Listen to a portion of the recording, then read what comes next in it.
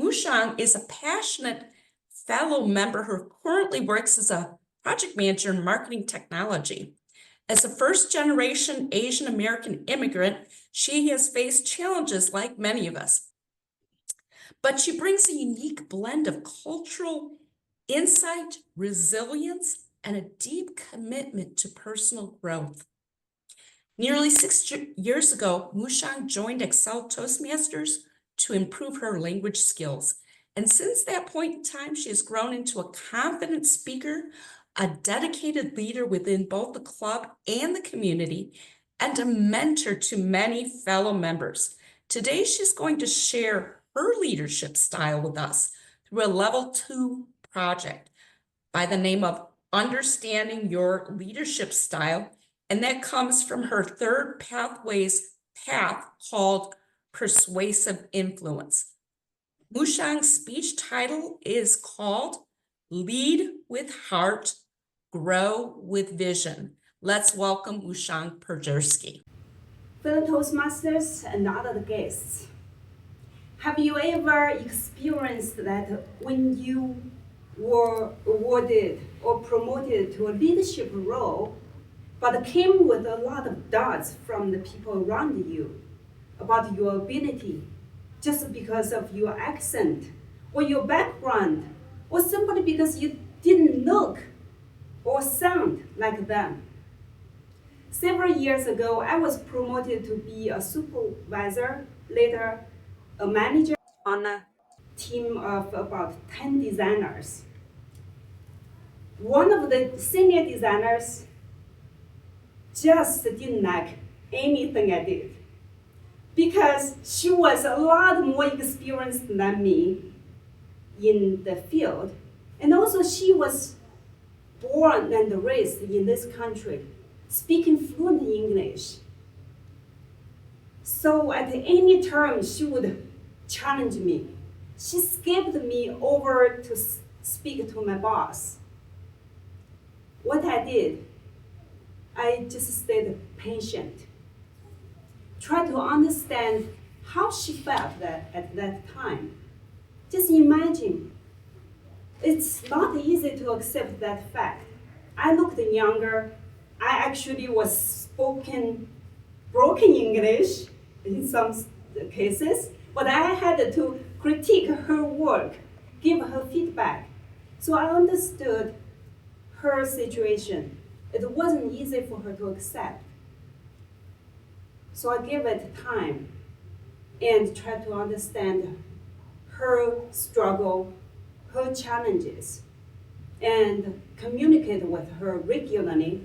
Over time, because of my feedback, constructive feedback, she saw the designs were better after my critique or my feedback. And also, over time, I gained her trust. She started coming to me by herself and seeking opinions or feedback. Later, she was promoted to a senior designer, and we assigned a junior designer to her to mentor.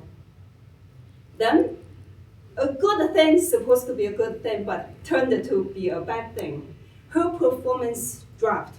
And then the junior designer wasn't growing, and she was complaining about the junior designer all the time. Sounded like he wasn't a good hire. And then she also became somebody we have to let go. In that situation, I felt it's my responsibility as a leader needed to do. It's not to use my title or my power to force them to do something. So I needed to find out what's the actual cause. And it's my responsibility to help them grow, because that's part of my leadership style, altruistic and coaching style. I had a heartfelt conversation with her. I took her out for walks, even had lunch. I discovered that she was struggling with mentoring the junior designer. She didn't know how to give constructive feedback to the junior designer. She felt that the junior designer didn't listen to her, but the junior designer thought her instructions were not clear. Turned out she was so stressed out, and she even showed emotional turbulence at work. She was thinking about it, she had to quit. She can't handle the job. I went to my boss, to the management team, and came up with a good solution.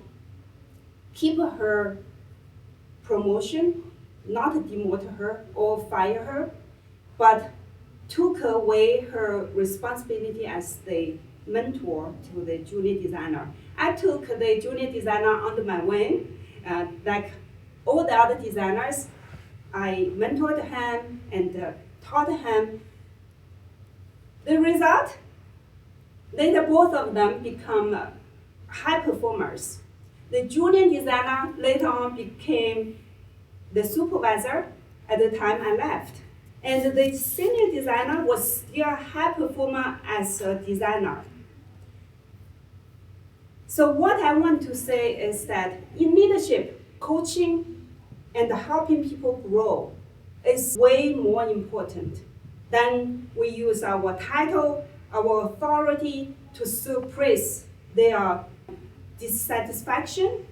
And we need to convey our messages with emotion and as a human, because human connection is so important at the workplace or other places. When we understand each other, we grow together.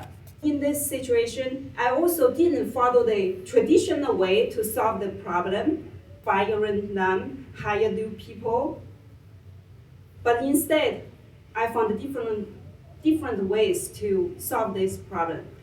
And that's also part of my leadership style is innovative and also democratic. I'm able to be flexible to fit into any situations, and I focus on the people's growth, focus on the team's growth. And in the end, we become a stronger team. Leadership styles can be many, so just find the strength in you to how to lead most effectively. Thank you.